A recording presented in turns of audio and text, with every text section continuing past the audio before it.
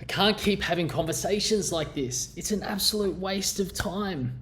I'm in the middle of a coaching session recently with a client, and my client, she's been trying to shift the responsibility for the quality of work of her team to her team.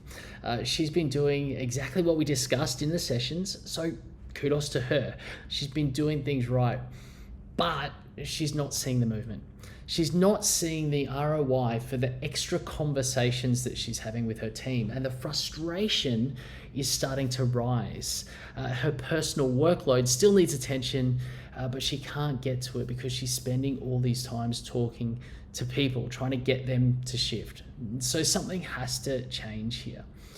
I'm a big believer that leadership occurs through 1,000 conversations, but you can't keep having conversations that go nowhere.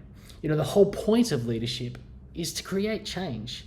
Every definition of leadership somehow boils down to some version of influencing a group of people in order to move towards a common goal. And the very fact that people need a goal means that they're not where they deserve or desire to be. There's a change that's needed to get from where they are now to where they need to be. To get there, people have to do something different. There is a change of behavior that is required. Leadership is helping people to make that change. How do you do that? Through what? Influence. And what is influence? Well, it's inspiring people. It's motivating people. It's guiding and mentoring and teaching and training. It's challenging and rewarding people. It's presenting an opportunity to change. And it's equipping people to change. It's creating an environment that is conducive to change. That's all part of what good leadership is. But to do all of that, what's the primary mechanism that a leader uses? Well, it's conversation. And so yes, leadership occurs through 1,000 conversations, and every conversation should be moving your people towards some sort of change. The challenge is when change is not forthcoming. It's when your conversations with people need to be going somewhere.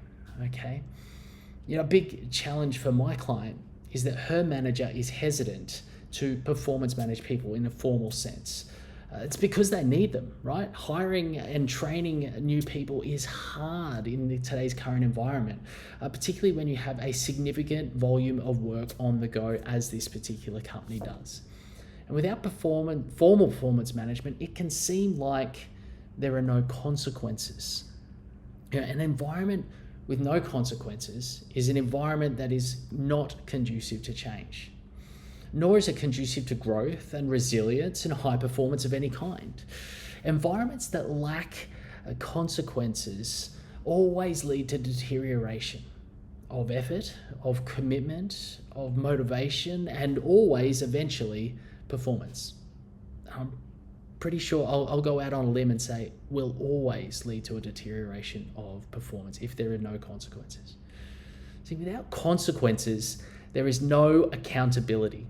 Yet sometimes you may find yourself in a context where your ability to provide accountability is hampered by a lack of formal consequences, i.e., traditional performance management.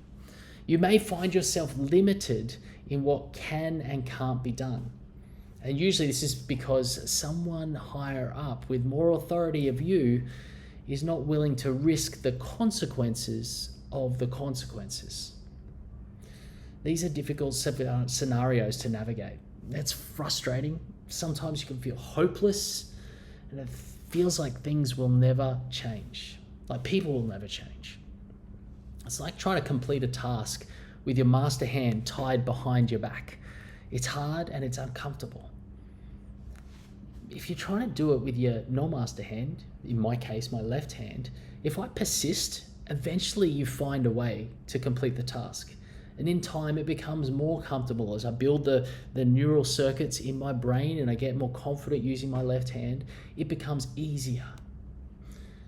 But these types of scenarios, they present an opportunity for you to navigate them. It requires significant leadership nous, requiring you to reach beyond the go-to tools of daily leadership. You have the opportunity to develop your influence skills and hone your communication skills.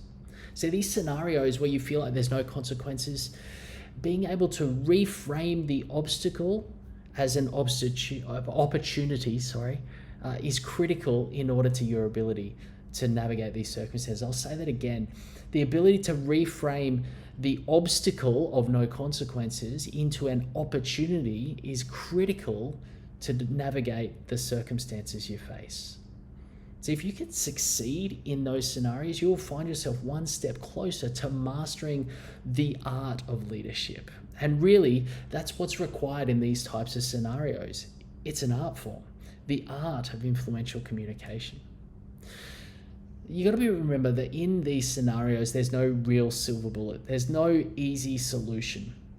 One approach, though, is to introduce what I often call soft consequences.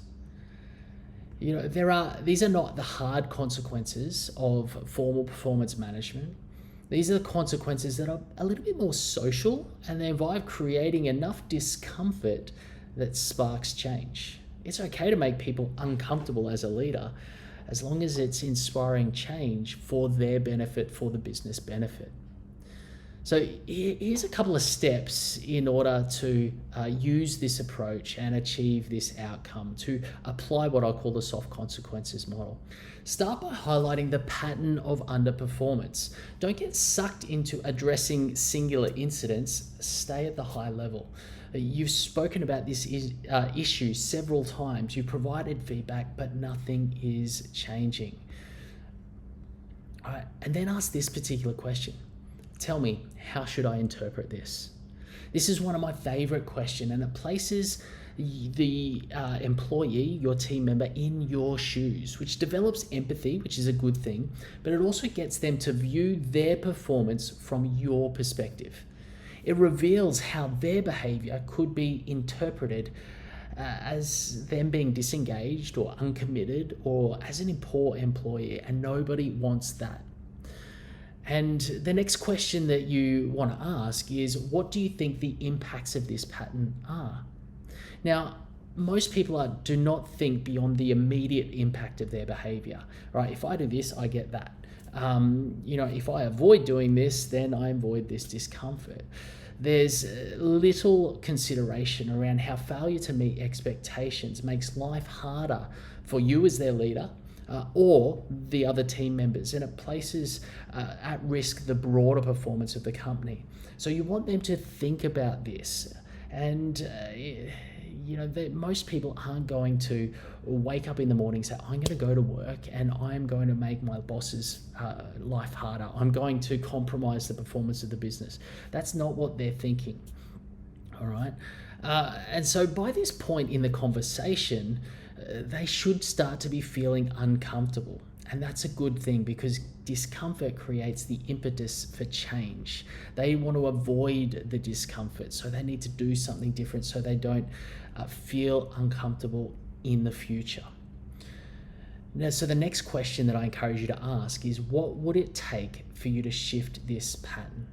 This gets them thinking about solutions. It gets them to come up with their own plan, one that they own, that they're accountable for.